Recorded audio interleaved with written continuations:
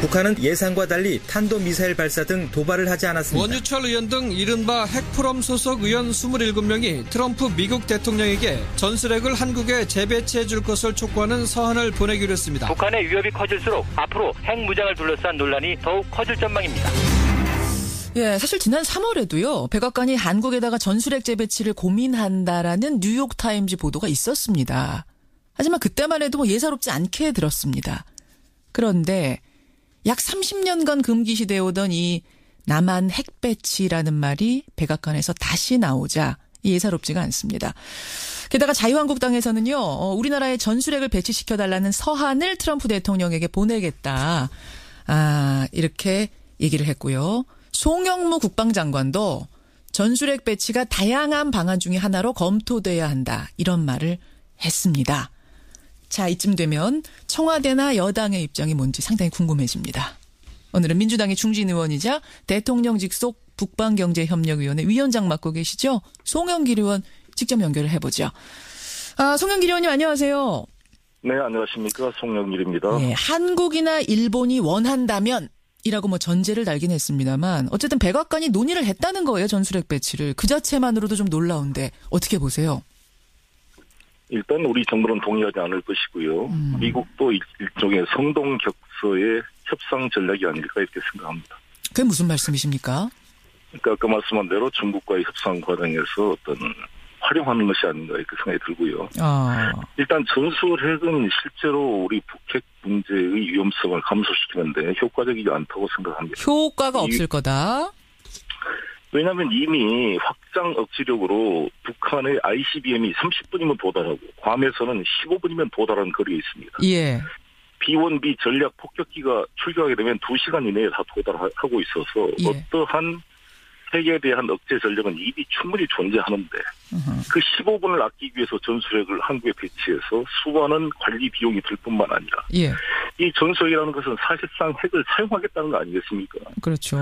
저는 나가사키 히로시마 이후로 어떠한 종류의 핵무기도 사람을 상대로 실제 사용해서는 안 된다고 생각합니다. 예. 이것은 도덕적 범죄 행위라고 생각합니다. 우리나라 같이 좁은 나라에 민간 지역과 군사 지역이 구분이 안 되는 속에 전술 핵무기를 쓰면 어떻게 되겠습니까? 특히 지금에 있어서는 우리 한반도 비핵 원칙을 스스로 포기하고 북한의 핵을 용인하는 꼴이 됩니다. 그리고 현재 북은 ICBM을 개발하고 있는데 아직 전술 핵은 북에 없습니다. 예. ICBM은 대한민국을 대상으로 하는 것이 아니라 대륙간 탄도탄, 즉 미국을 상대로 개발하고 있는 것입니다. 그렇죠. 그런데 전술핵을 두려워서 북한의 전술핵 개발을 촉진시킴으로써 우리 대한민국을 더 위험하게 빠뜨릴 필요가 저는 없다고 생각하는 것입니다. 예. 결국은 북한에게 빌미를 더 주는 거고 우리로 왔을 땐 이득이 될 게 없다. 정리를 좀 해보겠습니다. 송 의원님. 그러면 일단 미국이 지금 한국이 원한다면 전술핵 재배치 할 수 있다라고 말한 거 진짜 그럴 생각이 있는 건 아니라고 보시는 거고요. 저는 그렇게 볼 뿐만 아니라 예. 우리 대한민국이 절대 동의하지 않을 것입니다. 예. 일단은 미국의 의도는 중국 압박용이다. 그러니까 당신들이 북한 제재에 동의 안 하면 어쩔 수 없이 한국하고 일본에다 핵무기 갖다 놓을 테니까 그러면 중국에 좋을 거 하나도 없으니까 잘 판단하시오.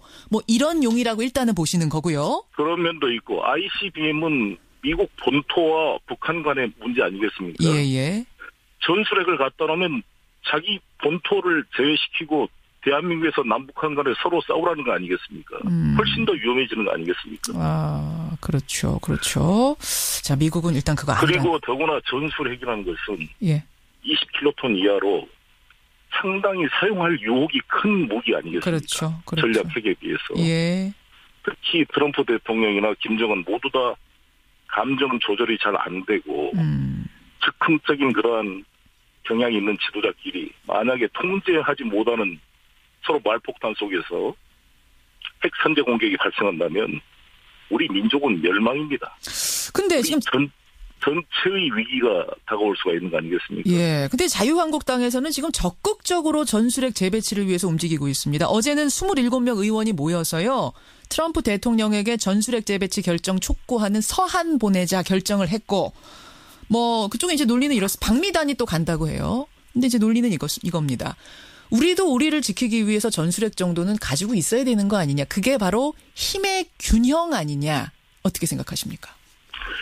이렇게 생각해 보면 됩니다. 6.25 끝난 이후로 1991년까지 대한민국에 약 1000여 개의 전술 핵무기가 있었는데 30년 동안 북한은 어떻게 살았겠습니까, 그러면? 그런 전술 핵무기의 위협 속에서.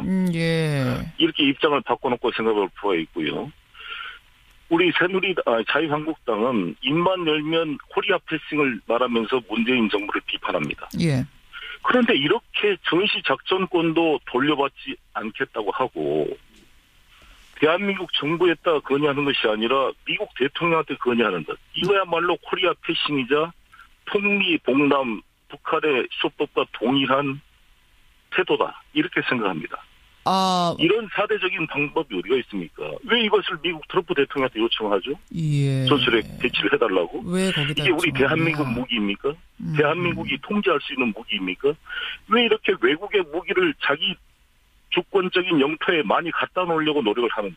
우리가 사오는 것도 아니고 우리 대한민국 대통령과 우리 국민이 통제할 수 있는 무기도 아닌데 예.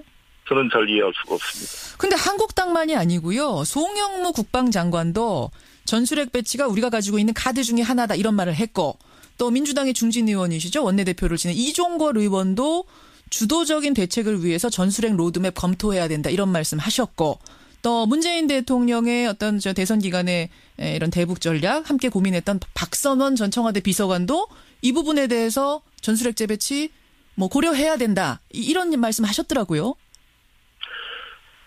그런 논의가 있었다는 것을 소개한 것으로 알고 있고요.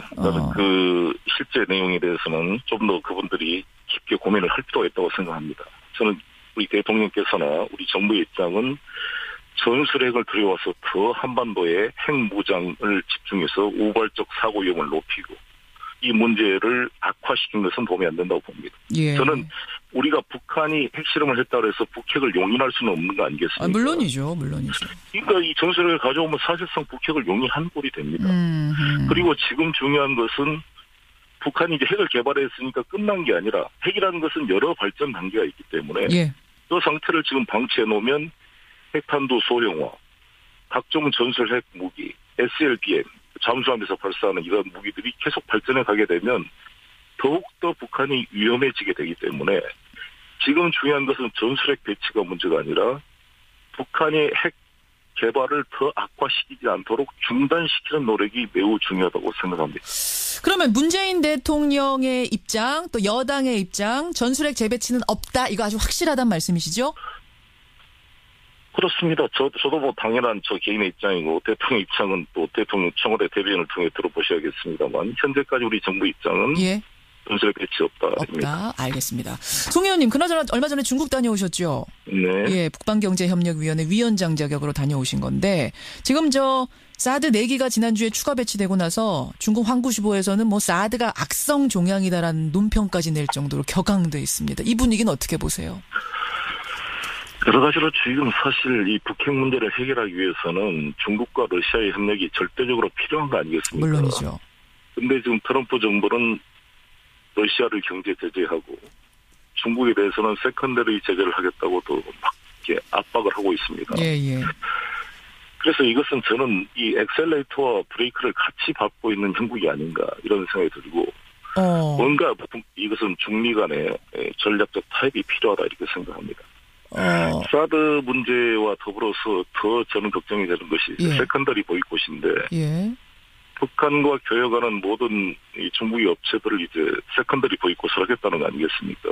제재하겠다는 거죠? 네. 근데 그 범위가 너무 이제 광범해질 뿐만 아니라 여기에 우리 대한민국의 여러 가지 동참을 요구하게 되면 여러 가지로 한중 관계가 더 악화되지 않을까 이런 두려움이 있습니다. 그래서 이것을 어떻게 지혜롭게 풀어갈 거냐. 한 예를 들어서 우크라이나의 그 크리미아 반도를 푸틴 대통령이 그때 병합했잖아요. 예. 이걸 가지고 EU와 미국이 러시아 제재를 했습니다. 그랬죠. 그때가 오바마 행정부 때인데 그때 우리 대한민국은 미국과 잘 이렇게 논의가 되어서 북핵 문제 해결을 위한 러시아와 중국의 협력의 필요성이라는 특수성을 감안해서 우리 대한민국은 그 제재에 하는 나라에 참가해서 제외를 시켜줬거든요. 예. 옛날 이란 제재 때도 약간의 특수성 예외를 받는 경우라든지 이런 게 있잖아요. 그렇죠. 이제 이런 어떤 지혜가 필요할 때가 아닌가. 현재의 북한의 상황을 관리하는데 결국 중국, 러시아의 역할이 여전히 중요하기 때문에 그렇습니다. 미국이 브레이크와 악셀레타를 같이 밟고 있다라는 얘기가 참 이게 우리로서는 좀 아프게도 들리고 어이없게도 들리고 그러네요. 우리 이제 당사자 중간에 끼인 입장에서 말이죠. 한중 관계가 네. 참으로 걱정이 되는데 내일이면은 뭐 우리 시각으로 내일입니다. 안보리에서 결정이 나지요. 어떻게 결의안? 네. 북한에 대한 원유 공급 중단까지 갈 거라고 보세요? 잘 예상은 어렵지만 좀 절충이 되지 않을까 이런 생각을 가지고 있습니다. 절충이 될 것이다. 이제 일종의 양을 줄인다든지 이런 절충이 되지 않을까 이렇게 생각합니다. 아, 그래요. 하여튼 그 부분도 좀 어떻게 결과가 나올까 또 그것도 걱정이고 북방 러시아 경제협력 이제 위원장 맡고 계시는데 예, 거기에는 또 이런 문제를 푸는데 상당히 중요한 역할이 있는 거죠. 그렇습니다. 지금 한반도에 미국과 중국 간의 이런 대립 속에서 상당히 이게 북핵 문제의 국제적 공조가 어려워지고 있는데 그중에 제3의 방안으로서의 북방경제협력을 통한 한러, 몽골, 중앙아시아 이런 경제협력이 두 가지 의미가 있다고 생각합니다.